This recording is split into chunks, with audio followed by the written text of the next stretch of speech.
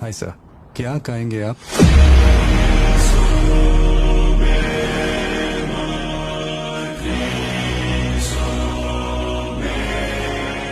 Coffee. Sugar?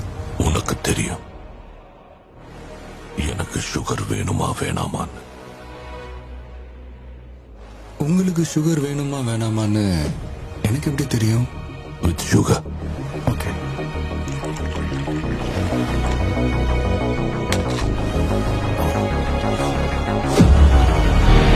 Rest in peace.